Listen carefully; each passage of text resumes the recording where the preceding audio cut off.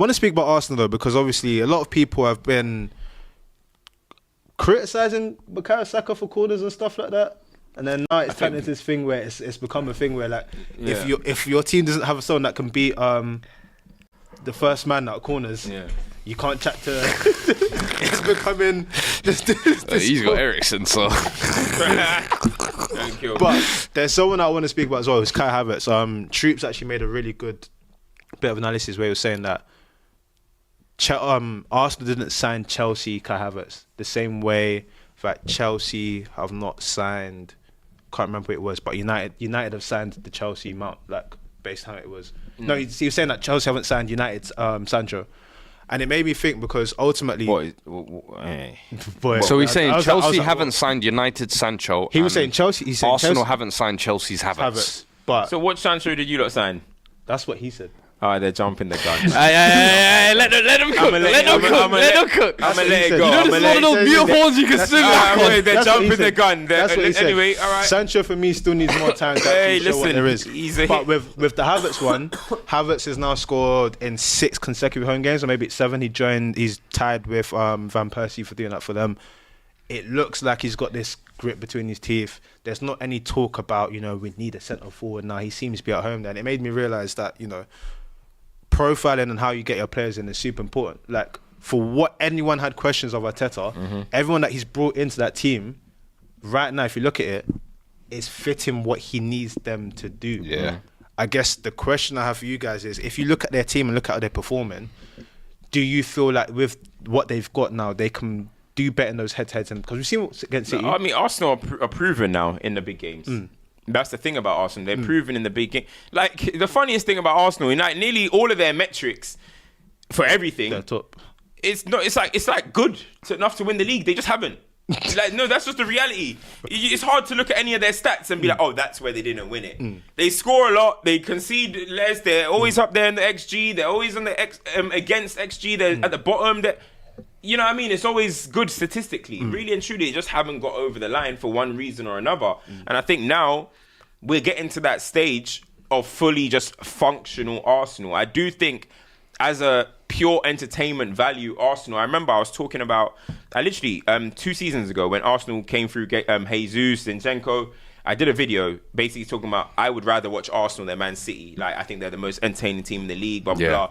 I haven't really thought about who's the most entertaining. Chelsea are kind of entertaining and stuff now, but Arsenal now have kind of gone into that functional, effective. That's it now. I don't really sit there and enjoy Arsenal games anymore, but they've got one mission on their mind, and that's to win the league. That's it, really. And whether it comes from a cross, whether it comes from a corner, they're just going to try and do it that way. So a lot of the times, people are going to walk away from Arsenal games and be like, are they that good though? Are they that good? But at the end of the day, you're going to look at the table and see them at the top, pretty much. You know what I mean? And that's just how I see it. I remember one of my boys was saying, it's very much like Liverpool in 1920. I mean, remember 17, 18, wow. 18, 19, wow. And then it got to 1920 and we started saying, all they do is cross, man. Just Trent whipping it. But I remember Trent whipping it. And I remember Saka took like 10 crosses before he ended up getting that assist from Martinelli. Do you know what I mean? But I remember like Jose's Chelsea, where they would...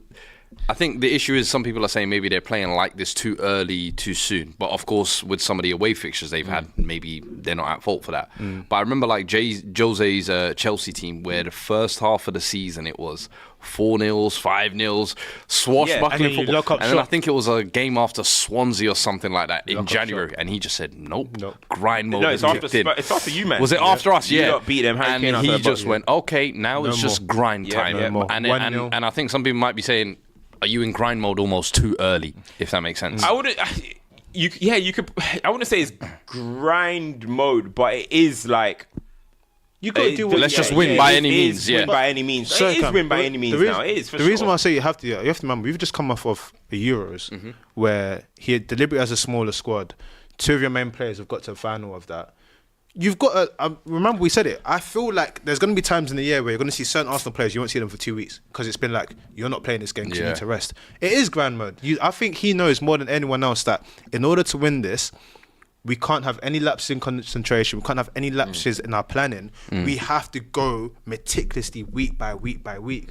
And it's interesting. That's why you don't see a Ben White in this team and then you see Calafiori building up. You see Timber building up. Like they're doing things specifically. Timber. Your Dutch boys. Boy, golden generation. Hey. Defense. Hey. That's what we need. Xerxes, please wake up. Please wake up. He's looking kind of But nah, right Timber. He's a player. Hey. But it's like a new signing. He The is thing is, a Odegaard's player, out as bro. well, so when he comes back, that's going to obviously be a boost for them as well. Because right now, when you're looking at Arsenal, a lot of the ball is now, they're kind of giving it to Saka to create.